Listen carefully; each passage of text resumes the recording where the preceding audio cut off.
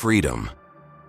It's the word that has fueled revolutions, inspired poets, and haunted philosophers since the dawn of consciousness. We imagine it as the ultimate prize, the sacred right to think, choose, and act without restraint.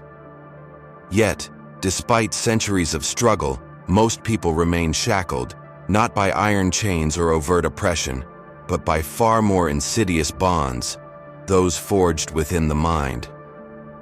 The freedom you believe you have, the one you cling to as your birthright, may be nothing more than a carefully constructed illusion. And the philosophy that reveals this grim truth is the one they don't want you to know. This isn't a tale of shadowy conspiracies or secret cabals. It's a brutal, uncomfortable reality laid bare by the deepest thinkers of modernity. Freedom, it turns out, is not simply the absence of tyranny, but the presence of autonomy, and autonomy is far harder to attain than most admit. Because to be free is to be awake, aware, and willing to fight not just external masters, but the internal ones we carry inside. So why are most people doomed to live unfree? To answer this, we must first understand the nature of freedom itself. Freedom is not a gift handed down by governments or society. It is a state of mind, a practice, a war waged daily within the labyrinth of your thoughts. It requires you to recognize and dismantle the chains forged from your own fears, desires, and unquestioned beliefs. In the world we live in, freedom is often confused with permission. You believe you are free because you can choose between brands, vote for politicians, or express opinions online. But these are choices within a confined framework, designed to maintain the illusion of freedom while keeping you firmly on the leash. The cage is psychological, cultural, and systemic. Michel Foucault, one of the great philosophers of power, argued that modern control operates not through brute force, but through discipline, surveillance, and normalization. Society doesn't need to lock you in a cell when it can mold your desires, thoughts, and behaviors. The institutions you trust, schools, media, governments, act as subtle architects of compliance. They shape what you see as normal, acceptable, even desirable. Herbert Marcuse went further, describing the one-dimensional man, a person so saturated with consumer culture and ideological conformity that dissent is absorbed and rendered harmless. In this way, rebellion becomes just another product to consume, an aesthetic to adopt, never a genuine break from the system. Erich Fromm warned that people often surrender their freedom willingly, trading it for security, comfort, and the illusion of belonging. It is easier to live as a cog in a machine than to confront the terrifying void of autonomy and uncertainty. This is the philosophy they don't want you to know, that most people's minds are colonized, their wills compromised, and their freedom a carefully maintained facade.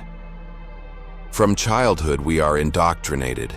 Education systems teach obedience, repetition, and conformity. Language limits thought. Ideology hides behind common sense. From the moment you learn to speak, you inherit a worldview that predetermines what you can imagine or question. Your very mind is shaped to fit a pre-existing mold. The consequence? A population that acts freely only within a scripted reality, unaware that the stage they perform on is controlled by invisible hands. This state of unfreedom is not just external, it is internalized. It's in the way you doubt yourself, the fears you carry, the unconscious acceptance of limits you never challenged. It's the voice inside that says, "I can't," or "That's just how things are." But there is hope. The same philosophy that unmasks this cage offers a path to true freedom, though it is neither easy nor comfortable. It demands awakening, rejection, creation, mastery, and resistance. Awakening means seeing the invisible structures that shape your mind and behavior. It means questioning everything you hold true. This process is painful because it strips away comforting illusions and forces you to face the void beneath. Rejection requires uprooting deeply held beliefs and social conditioning. It means breaking ties with the herd, even if it leads to isolation or conflict. It demands courage to stand alone and endure the alienation that comes with defying the status quo. Creation is the act of forging your own values and purpose. Without inherited guides, freedom becomes an ongoing project, a deliberate crafting of identity and meaning in a world without guarantees.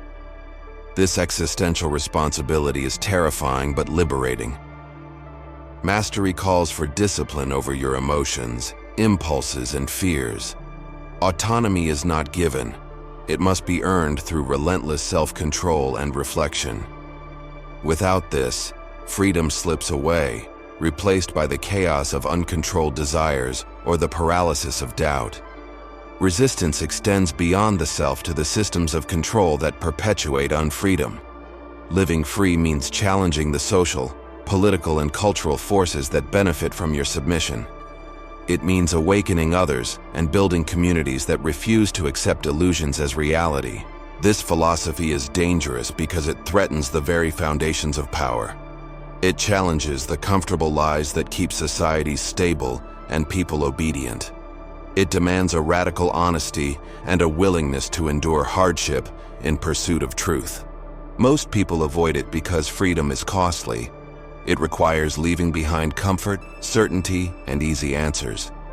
It demands facing existential dread and embracing uncertainty. It means confronting loneliness and the loss of familiar identities. But for those who choose this path, freedom is the ultimate rebellion, a triumph of the human spirit over mental slavery. It is the refusal to be a passive actor in a scripted play, the assertion of selfhood against all odds. If you feel this stir within you, a growing doubt, a yearning for something more, know that you are not alone. This awakening is the first step toward reclaiming your mind and your life. If this resonates, like this video to affirm your commitment to truth, subscribe to join a community unafraid to face the darkness, share with those trapped in illusions, and comment your journey toward freedom or the obstacles you face. In our next episode, we will dive into the psychological weapons used to maintain this unfreedom and the tools you need to disarm them. Remember, freedom is not given, it is taken. And until you awaken, most will remain prisoners of a philosophy they never knew existed.